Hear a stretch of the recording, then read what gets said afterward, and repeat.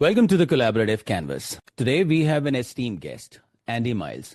Andy is the co-founder of Hollrs, a platform redefining how brands connect with their audience.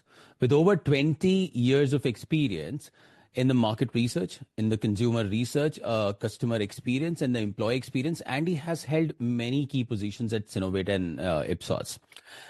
He later managed a consulting business with the clients such as JD Power and Renault. In recent years, Andy transitioned to a leadership in SaaS product and partnered network development at Confirmit, which later became Froster. Now, with Hollrs, the team's mission is to bring authentic conversation and actionable insights to the forefront of the consumer engagement. Hollr aims to unite people, enabling brands and organizations to truly connect with the collective voice of their audience. With a focus on authentic conversations in real time, and driving the moment in the action. Hollrs emphasize video-first feedback, allowing consumers to share their ideas, enjoying organic conversations and vibrant communities. By engaging and leveraging AI and network analysis, Hollr identifies trends, monitors sentiments, and deliver actionable insights to help brands evolve during their decision-making process. The Hollr app provides users with a social space to engage with brands, share thoughts, and participate in real-time conversations. And you love what we do here, don't forget to like this video, subscribe to the channel, and hit that bell icon so that you never miss an update. And hey, share thoughts in the comments below because that is what I'm missing from most of those conversations. And we love to hear your thoughts from, how do you like it? So let's dive in right into it. Hi, Andy. How are you? I'm very good. Thanks, Sankesh. Thank you for having me. And Andy, when we first spoke about it, I was, given a chance to actually look into your product. And the first instinct came to my mind that, it is just, click a video, say whatever you want to do. And that video gets recorded, and it's more like, a very social media kind of a platform where you're just pushing out the way you do it on every other platform. How this idea came to the picture and, understanding consumer emotions through just what they feel right at the, space where they are, you're capturing a lot of meaningful insights from there. So how this idea came to the picture initially? I mean, in terms of how the idea came about, we wanted to get away from a point in time where it was only the questions that you wanted to ask, and it was only surveys that are the only thing new at all. And there's a time and a place for those measured transactional surveys, of course, but we wanted to give people a real listening post where they could say what they wanted to say and when they wanted to say it in the moment. The idea actually came about many years back, actually, when I lived in a reasonably sized house, and I got a very large gas bill that didn't make any sense, and there was nothing really we could do about it because of the size of the organization that we were dealing with. So we had a conversation, my wife and myself, about how we would put together a group of people that might be having the same problem, and how you would get those common themes between people that were having the same problem, and how you could put those together into a group. And that might seem like a negative approach, but we found that actually feedback on the platform is 50-50, positive, negative. But it was about giving everybody the same level of voice and being able to say what they wanted to say when they wanted to say it. And I think the video first approach enhances the authenticity as well, and the depth of the customer feedback, compared to the traditional feedback. But we have questionnaires in place when we speak about it, and here the respondents are just opening up their video and they're recording whatever they feel. How do you compile all these informations together? Because every single consumer speaks about a different brand altogether, and then collating all those questions or those videos in place and then deriving insights, how this is possible at a certain point of time? I mean, we're at an inflection point really within research in terms of qualitative data being an unruly beast. There is no such thing really with the advent of large language models and how that's come along in the past couple of years and how easy that is to implement and use and how that's become sort of part of today's everyday toolkit for everyone really. It's like having that person that looks over your shoulder and checks your work for you. So we're able to use large language models and AI techniques to be able to dig through the videos that we get. We transcribe all of those videos. We look at the sentiment behind them so that we can then categorize them. But we also use the most powerful tool for categorizing data, which is a human being. So at the point where you leave your video, you very much give it a title, much like you would with a YouTube video. And you tag that video and you can tag it with the brand. In order to get that to the brand, well, a brand can own a hashtag, essentially, or a set of words that are aligned with their brand. Renault, for example, we've mentioned before, Renault could own Renault, they could own Renault Clio. And that's how we deliver the feedback to the brands. It's also how we create the community groups that we call Hollrs.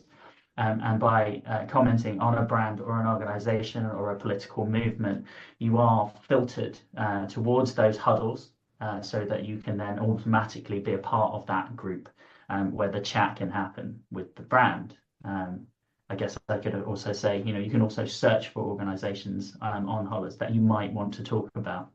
Let's say the Labour Party, because that's quite poignant at the moment in the UK, but you could go and search for the Labour Party, see if they've got a presence on Hollrs, and then in order to join their community group, the price of entry is actually just your opinion. So you can then leave a quick video and give something that gives that authentic response that's got that emotional depth to it. And since we spoke about the Holler app, I mean, I think the process of the recruitment, as much as I've seen over different brand promotions that the company does, you'll probably be pushing the QR codes onto the LinkedIn and other social media sites. How do you otherwise reach out to those individuals to download these app, and what is your mode of recruitment in this case? So in terms of our mode of recruitment, we have created essentially a small social network, and it was designed to be a small social network. Everybody is already talking about your brand. If you are a large brand, they are talking about you, and that's very difficult to manage in a social space. It's very difficult to be able to respond to all those things or actually filter it through to you, and it filters off and it disappears into dark social. In terms of recruitment, what we're saying to the organizations that we're working with is bring your people on board through, as you mentioned, QR codes, which are a way that we do that. We have a web intercept that you can include. We can include this in your email so that you're bringing your audience to the platform and saying, look, if you come and talk to us here, this is where we can engage with you. This is where we can really have that conversation and where we can make the changes that you want to see that are either going to consistently improve your situation or allowed us to build on the successes that we've had based on your feedback. And you also mentioned about the transactional process, and when it comes to creating the community based out of it. So there's a huddle which happens, and then during the recruitment process, you probably identify people for the huddle, and from there, it's kind of you create a focus group for the client. It's essentially a focus group. Yeah, you're spot on. You're sat behind the one-way mirror, so to speak, in the huddle, and you can watch the conversation as it's going on the individual Hollrs and the comments that are going underneath them, or within the huddle itself, where you can have those direct conversations. And we have a roadmap to build out enhanced data capture and data interrogation within those huddles, including things like polls, including things like product responses, for example, where we're going to be able to show images. But in the meantime, all of the videos that are available to people within the huddle. They're also available to your employees. So your employees can go in and they can all see the brand feedback and have that delivered to them, whether rubber hits the road on the shop floor, all the way up through your executive, up to your C-suite. All of this feedback is now in your hands so that you can use it on a daily basis. Andy, just talk about in terms of the technology. I mean, I think this is pretty unique in the nature. We've seen a lot of social media sites where we upload the videos, and we do it for fun. So I think one advantage which I as a no, as a user sees that I'm putting up my responses out on different things. I saw there a couple of videos where people are actually going into a shop, and they're clicking pictures, and they're talking about this is what they love about it, this is they don't love about it.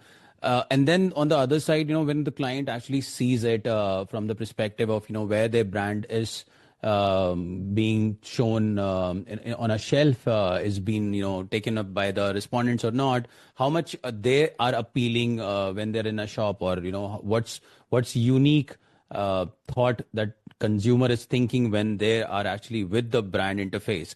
What is that one single benefit that you actually bring to the consumers who are using your app, and to the brand who are actually seeking your consumers while they're actually giving feedback for that brand? Yeah, absolutely. I mean, I think I would say it's about having a connection, and putting the power to almost be an influencer into everybody's hands.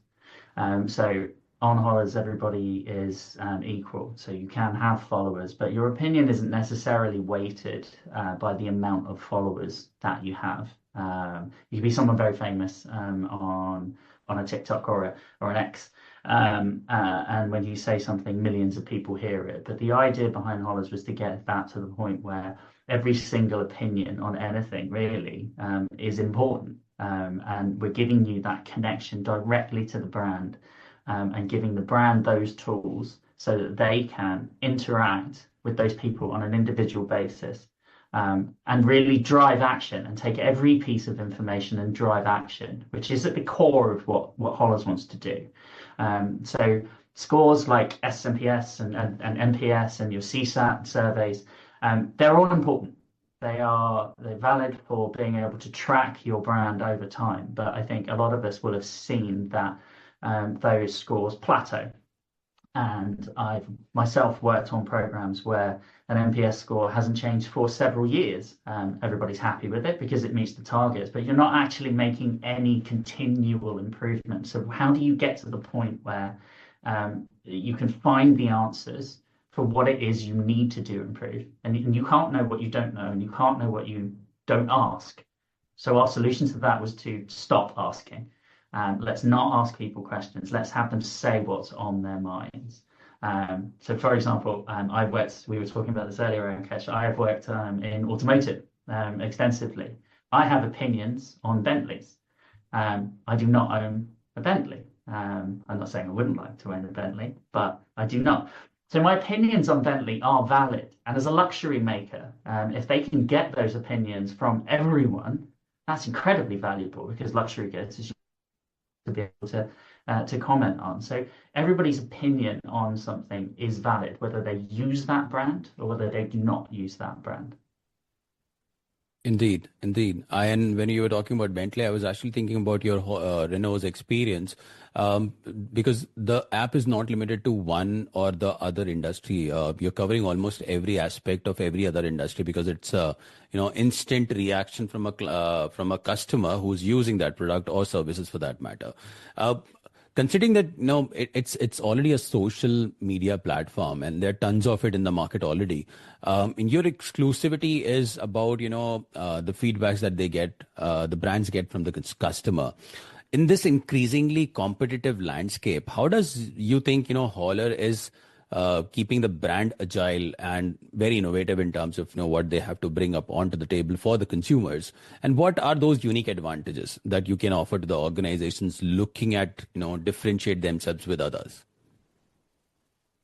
Yeah, I mean, I think what I touched on before is about being able to take action, importantly, based on those conversations that you can have in real time with an individual within the huddle, or as a group, and you can do both of those things.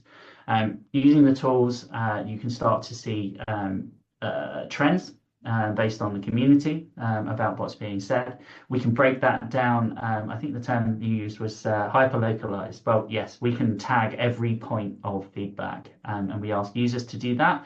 But obviously asking users to share their location as well. So we can start to see a build-up of where your audience is, where there's satisfaction and dissatisfaction. And we can actually pin things down to bricks and mortar locations, even if they are multi-tenant. We see a lot of stores these days that are branching out, and due to the way things have gone on the high street, you have groups of stores that have clubbed together and they are in a single location. So we can manage all of that and get you down to that individual location, whether that's through a QR code or whether that's through the user just using the mapping function. I think what we're also giving you is a point of continuous engagement. So as I said before, with the tracking studies, you have those, but we know what it's like with a research program. You think of your questions, you program your survey, you send them out, and you get your answer to your question. But there may be a gap between that. What we want to do is augment that and give you a point of contact throughout the entire journey. What are you getting back? Well, you're getting emotional content. You're getting people's faces in these videos. Or if they don't want to show their faces, they're obviously willing to, they can turn their camera around, they can point at the issue. So for a car manufacturer, for example, to be able to see a point of failure that might be happening across the fleet, it's absolutely vital for them to be able to see those in real life and be able to get hold of them without it having to wait to go to a dealer. They can deal with that and arrange those things. So we're really giving you sort of an integrated platform that fits with your tracking studies, that allows you to have a full understanding of your audience, and where you don't understand, giving you the ability to be able to ask those audience members questions in real time, and in result they're going to feel valued. We've started looking at incentives for people who are, say, the hard side of the network, the people who commit the most content and the most value to the brands, but a lot of the user feedback that we've had is actually just taking part. It's quite a cathartic process, and that brand engagement, when you feel like you are doing something for the brand, that you're making a difference to something that you care about because you spend your money with them, or that you're improving things for the group as a whole, that gives a really sort of symbiotic benefit to both the brand and to the user.